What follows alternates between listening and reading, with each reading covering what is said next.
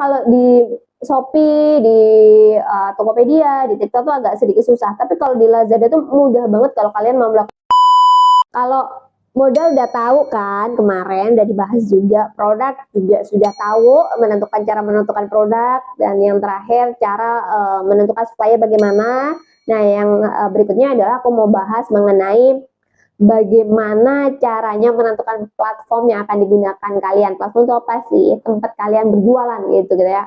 Kalian berlapak lah ibaratnya kayak gitu. Karena kan ini bahasnya online, jadi aku akan bahas online.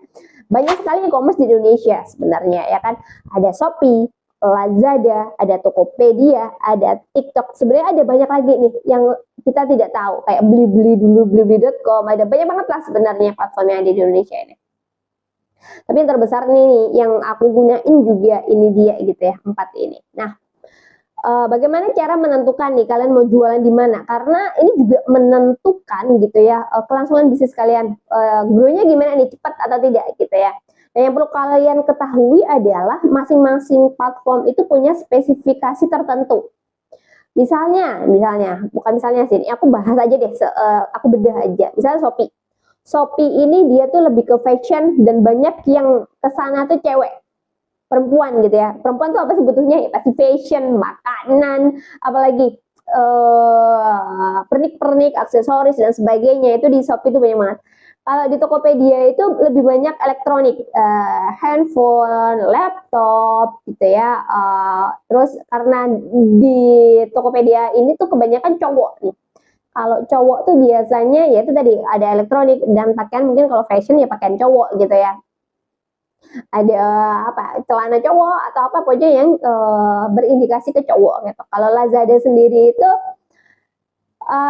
lebih ke elektronik juga, cuman dia itu aku nggak tahu ya, dia itu yang paling banyak menggunakan itu biasanya mereka banyak menggunakan Lazada itu ketika misalnya ada promo-promo dari elektronik atau COD. Sistem COD-nya Lazada aku akuin itu enak banget, tidak ada cas, nggak ada yang kayak misalnya kalau di Shopee, di Tokopedia, di TikTok tuh agak sedikit susah. Tapi kalau di Lazada tuh mudah banget kalau kalian mau melakukan pembayaran COD, teman-teman. Itu yang bisa aku info. Jadi kalau misalnya kalian atau customer kalian banyak yang mau COD gitu ya bisa pakai Lazada. Cuman kekurangannya adalah kalau Lazada ini karena sistem COD-nya banyak, pasti returnnya lumayan cukup tinggi gitu ya. Kalau makanan rasanya agak sedikit jangan deh gitu kalau menurutku sih gitu, karena kalau makanan kalau misalnya tiba-tiba dibatalkan secara sepihak gimana gitu ya. Nah itu dia. Dan yang keempat itu kalau TikTok ini kebanyakan gitu ya, dia itu anak-anak muda gitu ya, anak-anak muda yang umurnya ya 35, dan sekarang tuh kalau menurutku sih banyakan pasarnya itu anak-anak muda ya, Gen Z gitu ya. Itu banyak sekali di TikTok. Jadi kalau kalian masa pasarnya anak-anak muda, bisa di TikTok. Di TikTok ini lumayan sih, trafficnya bagus dan sebagainya. Cuman masalahnya adalah TikTok ini kalian harus bikin konten, kalian harus live gitu. Mungkin bagi beberapa orang yang introvert kayaknya mungkin agak nggak bisa gitu. Tapi tenang aja teman-teman, algoritma yang baru buat TikTok bagus penjualan tanpa kita konten. Aku nggak tahu ya, dia maksudnya dari langsung dari platform e-commerce-nya atau apa, cuman memang beberapa belakangan ini gitu ya, di tempatku sendiri itu mereka check out tanpa ada video. Misalnya aku tuh misalnya uploadnya videonya apa, tapi dia jual belinya apa gitu, yang rame apa. Jadi tidak melulu soal itu, cuman memang karena dia itu platformnya lebih ke sosial media ya teman-teman, harus yang namanya membuat konten gitu ya. Kalau misalnya kayak Tokopedia tadi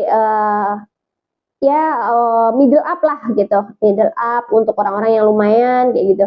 Terus misalnya aku mau bisnis fashion, nah enaknya di mana nih? Kalau fashion ya aku saranin fashionnya apa dulu, cowok apa cewek nih? Kalau cowok bolehlah ke Tokopedia. Keuntungannya salah satunya adalah karena dia juga biaya layanannya gede gitu ya, masih lumayan lah menurutku. Kalau Shopee ini kalau misalnya cewek ya berarti di Shopee gitu ya, biaya layanannya lumayan gede nih kalau di Shopee.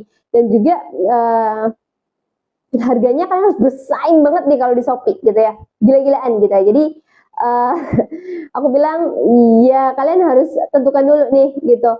Mungkin di Shopee mungkin marginnya nggak sedikit kecil, tipis karena harganya gila-gilaan, tetapi kan kuantiti yang bisa kalian jual juga banyak gitu. Jadi bagus yang mana? Ya tergantung lagi kalian produknya apa.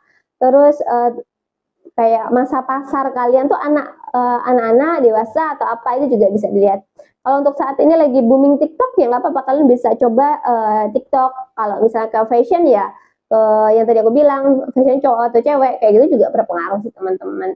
Tapi kalau misalnya kalian mau empat-empatnya, kalau mau mulai jangan dulu deh gitu, 2 aja dulu gitu. Kalau kalian sudah jalan, kalau misalnya 2 nih 3 bulan nggak ada penjualan sama sekali ya udah kalian coba deh di platform lain itu boleh. Tapi kalau dalam sekali waktu 4 I think aku tidak menyarankan karena algoritmanya beda-beda, kalian harus belajar juga gitu ya. Tapi kalau memang kalian bisa ya why not?